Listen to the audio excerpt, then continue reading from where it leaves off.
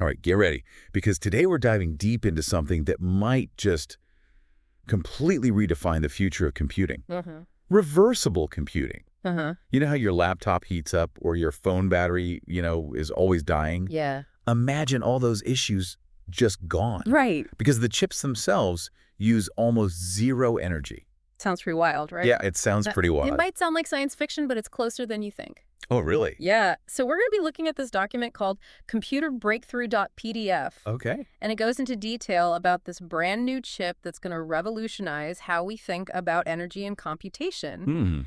And the most exciting part is that a prototype is expected to be released this year. This year. Yeah. That's incredible. But I think before we get into all of that, we need to understand the problem that this new technology is trying to solve. For sure. Yeah. Absolutely. Let's start with something we all experience. Heat. Yeah. That warmth you feel coming off of your devices, that's wasted energy, a byproduct of how our computer chips currently work. And as we've crammed more and more transistors onto these chips, the heat generated has become a major bottleneck. So it's more than just improving battery life. Like, we're bumping up against a fundamental limit of how much energy computation requires. Exactly. It's called the Landauer Limit, and it's a pretty mind-blowing concept from physics. Okay. And it states that erasing information always costs energy, no matter how efficient your chip is. Wait, hold on. Just the act of erasing information generates heat. Yeah. How does that even work? So think about it like this. Each bit in your computer represents information as a 1 or a 0. Okay. Every time a bit flips, a tiny amount of heat is released. Now, it's minuscule on its own, but with trillions of calculations happening per second, Right. those tiny bits of heat add up fast. That makes sense, but how are we only just now approaching this limit? Haven't chips been getting more energy efficient over time? Yeah, they have, but we're reaching the limits of current chip technology.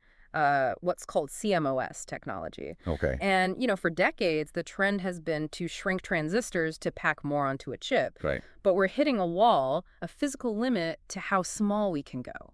Okay, so we need a completely new approach. Yeah. And that's where reversible computing comes in. Exactly. This idea of uncomputing the calculations instead of erasing the data. That's the core idea. It's kind of similar to rewinding a film. You're essentially reversing the calculations and recovering the energy used to perform them.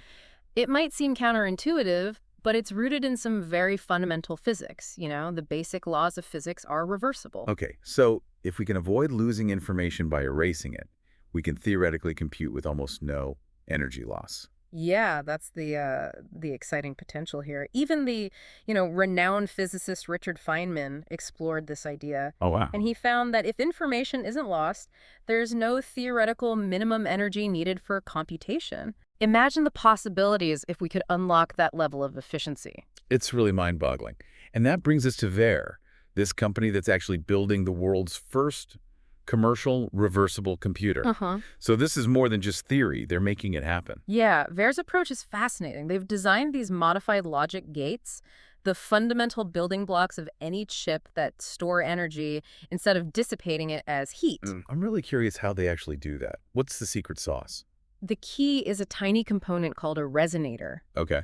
Think of it like an electrical pendulum, swinging energy back and forth between the logic gates. Okay. Minimizing energy loss. So it's like storing the energy and then reusing it for the next computation. Exactly. They also cleverly incorporated these adiabatic techniques, which involve slowly ramping up voltage instead of just abruptly switching it on and off. Minimizes energy loss, like gently pushing a swing instead of giving it a sudden jolt. Okay, so it's not just about reversibility, but optimizing the way energy flows through the entire system. That's right. They're combining reversibility with this adiabatic approach to just squeeze out every bit of efficiency. This could be huge. Yeah. Data centers wouldn't need massive cooling systems. Right. Our devices would last for weeks on a single charge. Exactly. It's really revolutionary. Yeah. What about applications for AI and machine learning? Oh, yeah. Those are notorious energy hogs. Absolutely. Reversible computing could make AI and machine learning far more efficient, accessible, and ultimately more powerful. We could see an explosion of capabilities. And what about the potential for building 3D chips? Wouldn't this eliminate the worry about overheating and allow us to stack chips vertically? You're thinking along the right lines. Reversible computing could lead to this massive leap in computing power by allowing for denser, more complex chips. It's a potential game changer. It sounds like we're on the verge of a paradigm shift in the entire computing industry. Yeah.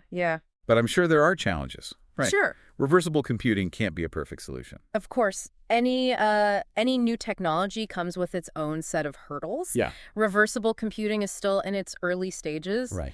There are trade-offs to consider and problems to solve. Like what are the main obstacles they're facing? Well, one of the key challenges is area.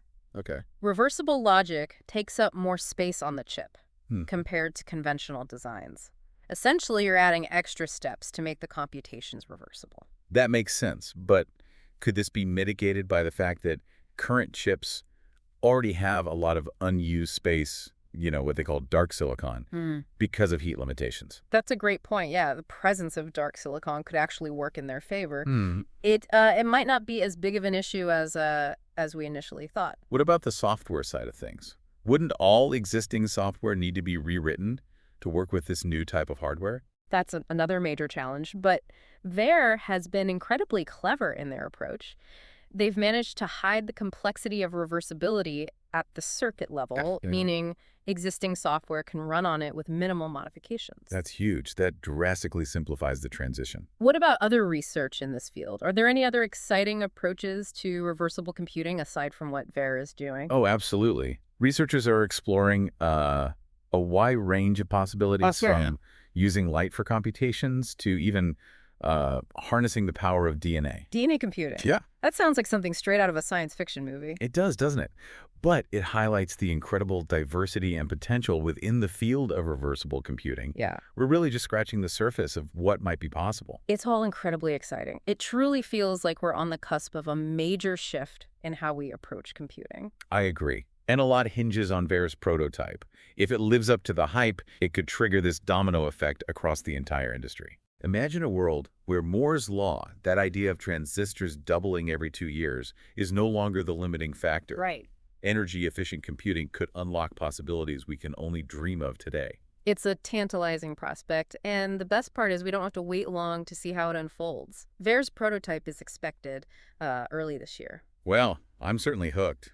This deep dive has been a real eye-opener. Speaking of the history of reversible computing, it's interesting to note that the concept actually predates our understanding of the energy costs involved. That's right. While the Landauer Limit was, a pivotal discovery, the idea of reversibility had been floating around for a while. So who are some of the early pioneers in this field? Whose shoulders is Ver standing on?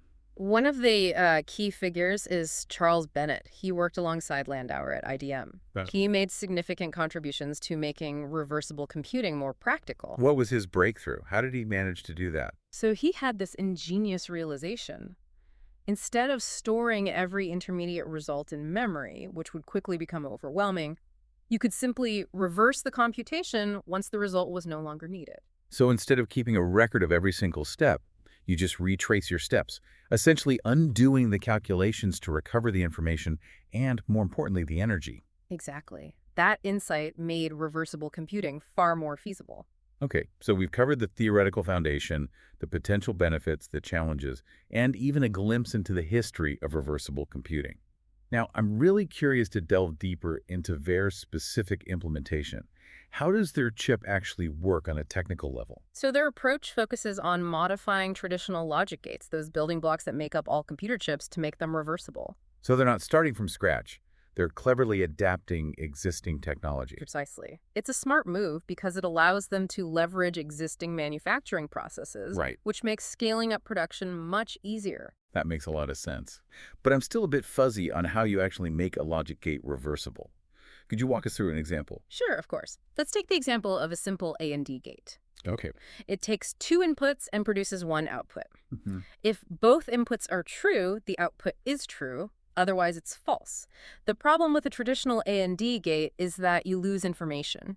You can't determine the inputs just by looking at the output. So if the output is false, you don't know if one or both of the inputs are false. Exactly. To make it reversible, Ver adds an extra output that essentially mirrors one of the inputs. Now, if you know the output and one input, you can always figure out the other input. So by preserving all the information, they achieve reversibility. But how does this help recover the energy used in the computation? That's where the resonator comes in, right? Yes. They connect the logic gates to this tiny resonator, Okay. which acts as a sort of energy storage unit. Okay, so it charges up during the computation like a miniature battery. Precisely. During what we call the computation phase, energy flows from the resonator to the logic gates, charging them up. Then, during what we call the decomputation phase, the process is reversed and the energy flows back into the resonator. They're basically recycling the energy instead of letting it escape as heat.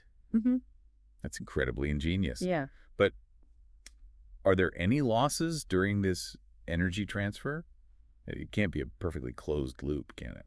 Of course, there are always losses in any real-world system. Right. The key is to minimize them. There addresses this in a couple of ways. First, they use these high-quality resonators that store energy very efficiently. Right. And second, remember the adiabatic technique we discussed earlier? Yeah. That gentle ramping up of voltage minimizes energy loss during the transfer process. So they're optimizing for energy efficiency at every step. That's impressive. What kind of energy savings are we talking about here? So their simulations suggest they can achieve energy savings of over 3 orders of magnitude compared to conventional chips. 3 orders of magnitude. That's astounding. Yeah. It's like going from using a kilowatt to just a watt. It's a truly remarkable leap in efficiency. Yeah. And if their prototype performs as well as their simulations suggest, Right? the impact on the future of computing could be profound. It's mind-blowing to think that we might be standing at the precipice of such a monumental shift in how we compute. It is, and it's a testament to the power of human ingenuity and our drive to push the boundaries of what's possible. So, looking ahead, what are the next steps for VER and for the field of reversible computing as a whole? What can we expect in the near future? Well, the most immediate focus is on getting that prototype out the door and proving that it works as promised. Right. They need to demonstrate that this isn't just theoretical, but a tangible, workable technology. Exactly. And if they're successful, the next hurdle will be scaling up production and getting this technology into the hands of developers. I imagine there will be a steep learning curve as developers adapt to this new type of hardware. There will be, but remember, VER has designed their system to be backward compatible with existing software, which should make the transition much smoother. That's a major advantage. Right. It means we don't have to wait for new software ecosystems to emerge. Precisely. And in the meantime, research into alternative approaches to reversible computing will continue. Right. Potentially leading to even more radical breakthroughs down the line. So it's not just about VER and their chip, it's about a whole field of research poised to transform computing as we know it. Absolutely. We're witnessing the birth of a new era in computing where energy efficiency is no longer an afterthought, but a fundamental design principle. And that's a pretty exciting prospect, wouldn't you say? This makes me wonder about the connection between reversible computing and the world of quantum computing. Aren't there some parallels there? That's an astute observation. One of the fascinating aspects of VER's approach is that they're essentially building a bridge between classical computing and quantum computing. That's fascinating. I didn't even consider that connection. How so? Well, one of the key principles of quantum computing is reversibility. Quantum gates, the building blocks of quantum computers, are inherently reversible. So VER is borrowing a page from the quantum computing playbook by embracing reversibility. In a way, yes. And it highlights the fact that these seemingly distinct fields of computing are actually more intertwined than we might think. That's really cool. Could the insights from reversible computing actually feed back into the development of quantum computers? It's certainly possible. It speaks to this broader trend of convergence we're seeing in technology, where ideas and innovations from different fields are cross-pollinating and leading to entirely new possibilities. It's like the lines between disciplines are blurring, leading to unexpected breakthroughs. Exactly. And that's where the most exciting innovations often happen, at the intersection of different fields. So if VER is successful, it could have ripple effects far beyond just the realm of classical computing. Absolutely. It could inspire new research directions in quantum computing, materials, science, and even fundamental physics. It's amazing to think that a single technological innovation could have such far-reaching consequences. It truly is, and it underscores the importance of supporting fundamental research and encouraging bold, unconventional thinking. Because you never know where the next big breakthrough will come from. Precisely. It could be hiding in plain sight, waiting for the right minds and the right technology to bring it to life. Well, I'm incredibly excited to see what the future holds for reversible computing and the countless possibilities it unlocks. Yeah. It feels like we're witnessing the dawn of a new technological era. I agree. And I have a feeling we'll be talking about this a lot more in the years to come. So to our listener out there, get ready. The future of computing is about to get a whole lot more interesting. And a whole lot cooler, literally. No pun intended. Perhaps, but either way, it's an exciting time to be following the world of technology. It really is remarkable how fields that seem so different, like classical and quantum computing, can find common ground.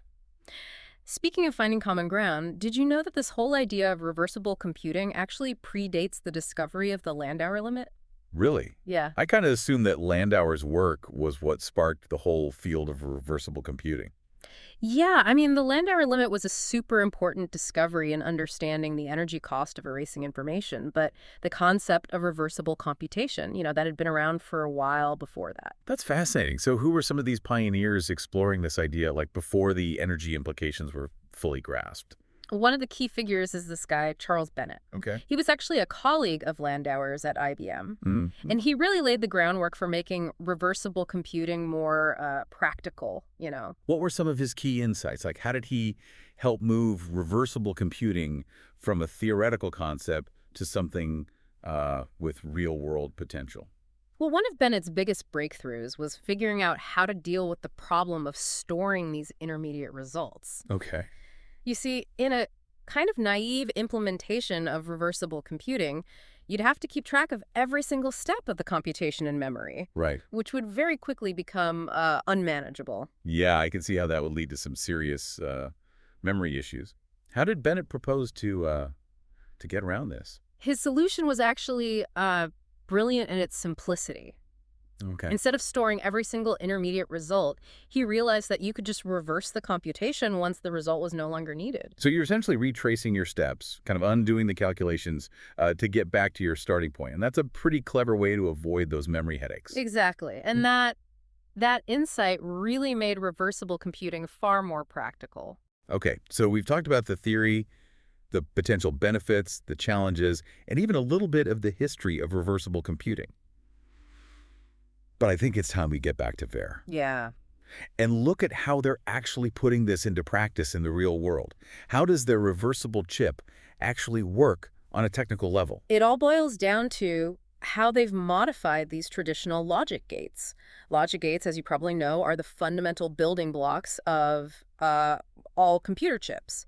Ver's innovation is that they've found a way to make these logic gates reversible. So they're not like completely reinventing the wheel here. They're building on existing technology, adapting it to achieve this reversibility. That's exactly it. And it's a smart move because it means they can take advantage of existing manufacturing processes, right, which makes scaling up production so much easier. That makes a lot of sense. But how do they actually go about making a logic gate reversible? Can you kind of break it down for us? Sure. Let's imagine a simple AND gate, for example. An AND gate takes two inputs and produces one output. If both inputs are true, the output is true. Otherwise, it's false. The problem with a traditional AND gate is that you lose information. Okay. You can't determine what the original inputs were just by looking at the output. So if the output is false, you don't know if one or both inputs were false. Right. You're losing some of the information along the way. Exactly. So Ver addresses this by adding this extra output to the AND gate that basically copies one of the inputs. Okay. This way you can always figure out the other input if you know the output and one of the inputs. So by making sure that all the information is preserved, you achieve this reversibility. But how does this information preservation tie into the concept of energy recovery? Yeah. How does this help us recover the energy used during the computation? That's where this thing called the resonator comes in. They connect the logic gates to these tiny resonators. Okay. And these act as these minuscule energy storage units. So it's like each logic gate has its own little tiny battery, constantly charging and discharging as computations are performed. That's a great analogy. During the computation phase, energy flows from the resonator to the logic gate, powering the calculation. Then, during what's called the decomputation phase, the process is reversed and the energy flows back from the logic gate into the resonator. It's like this intricate dance of energy constantly being exchanged and reused. But realistically, there must be some energy loss during this process, right? It can't be a perfectly closed loop. You're right. There are always some losses in any real-world system. Right. But VER has incorporated some very clever strategies to make those losses negligible. Okay. First, they use these incredibly high-quality resonators that can store energy with minimal leakage. And second, they've integrated that adiabatic technique we were discussing earlier. Right. By slowly ramping up the voltage, instead of just abruptly switching it on and off, they minimize the energy lost during those transitions. So they're attacking the problem of energy loss from, like, multiple angles. Exactly. All these optimizations seem to be paying off. You mentioned that their simulations suggest energy savings of over 3 orders of magnitude.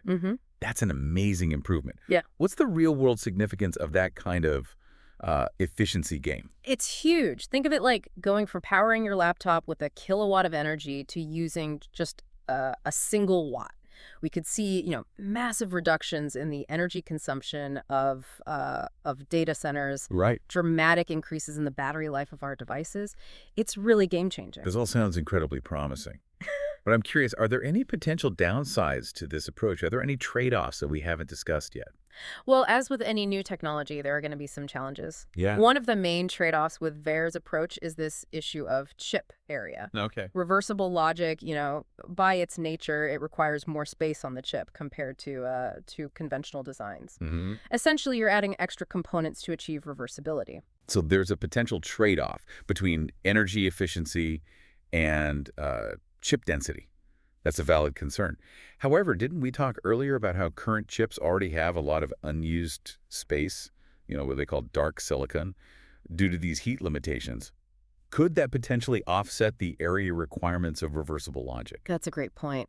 The presence of this dark silicon might actually work to VER's advantage. It could mitigate some of these area concerns. Of course, this is something that needs to be explored further, but it's a promising avenue. That's encouraging to hear. It seems like for every challenge, there might be some clever workaround or some unexpected advantage. This deep dive has been so insightful.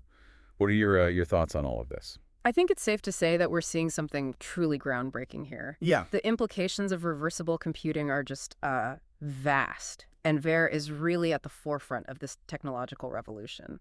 I totally agree. It feels like we're seeing like a paradigm shift in computing. And the most exciting part is that this is really just the beginning. The future of computing is about to get a lot more interesting and a lot more efficient. On the edge of my seat, wondering what the future holds for reversible computing. But before we get ahead of ourselves, I think we should dig a little deeper into the potential applications of this technology. What are some of the areas where reversible computing could have the biggest impact? That's a great question.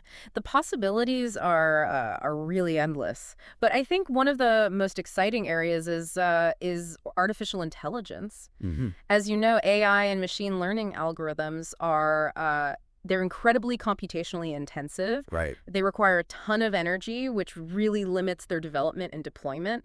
Reversible computing could be the key to unlocking the full potential of AI. So we could see AI algorithms that are not only more powerful, but also far more energy efficient. That could revolutionize so many industries. Exactly. What about other areas? What else comes to mind?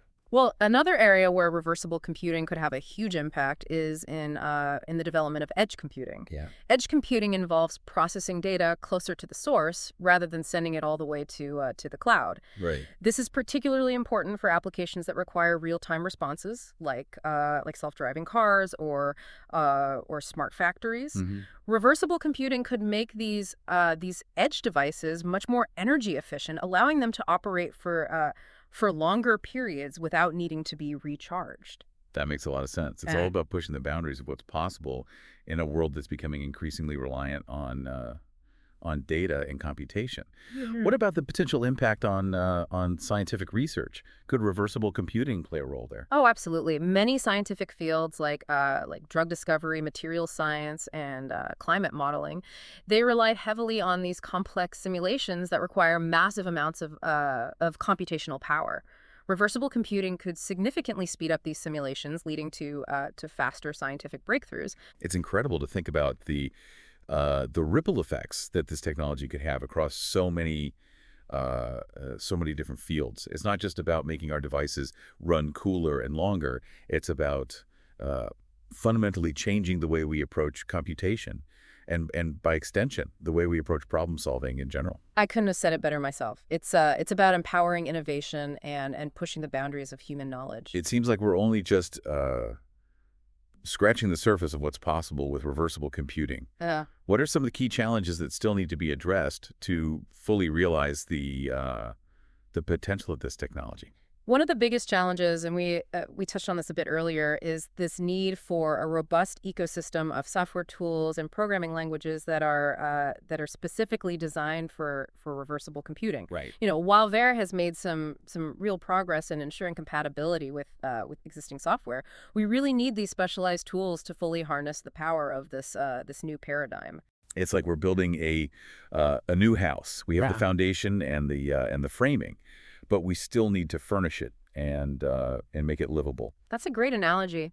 Another challenge, and this is true for any emerging technology, is the need for skilled engineers and researchers who understand the nuances of reversible computing.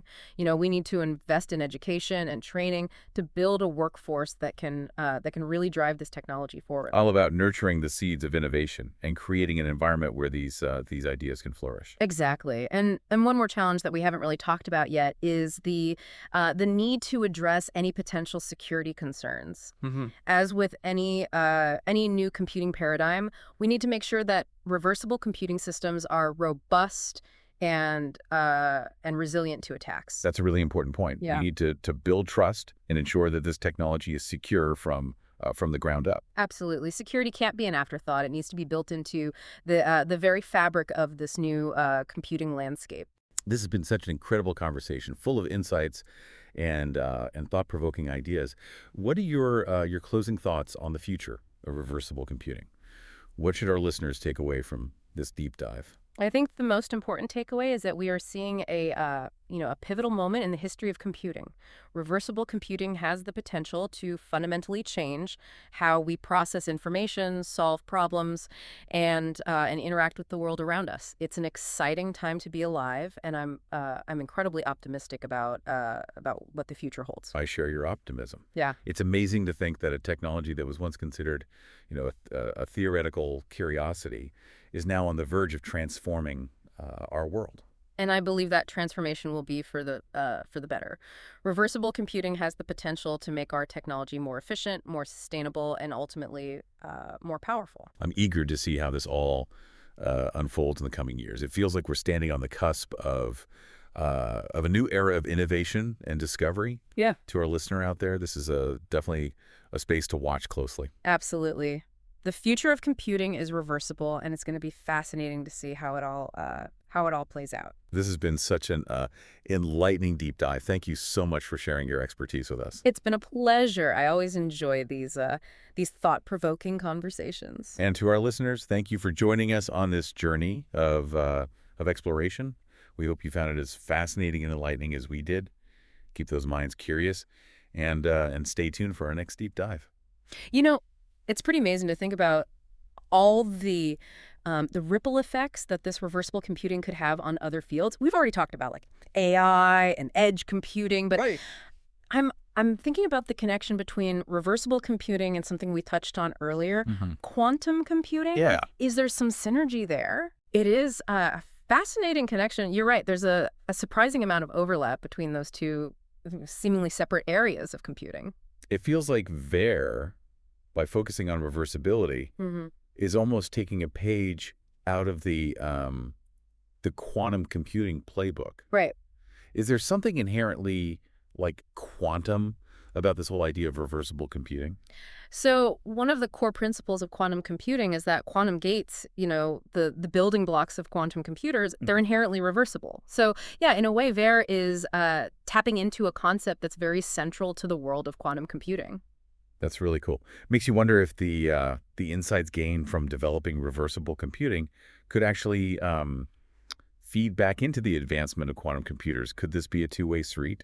Yeah, it's definitely possible. It speaks to this broader trend that we're seeing in technology, where the lines between, different disciplines are becoming more and more blurred. Yeah. Ideas and innovations from one field kind of spill over into others. Right. And that leads to these unexpected breakthroughs. It's like cross-pollination of ideas where uh, seemingly unrelated fields can inform and enrich each other. Exactly. And that's where, the most exciting developments often happen, at the intersection of different fields.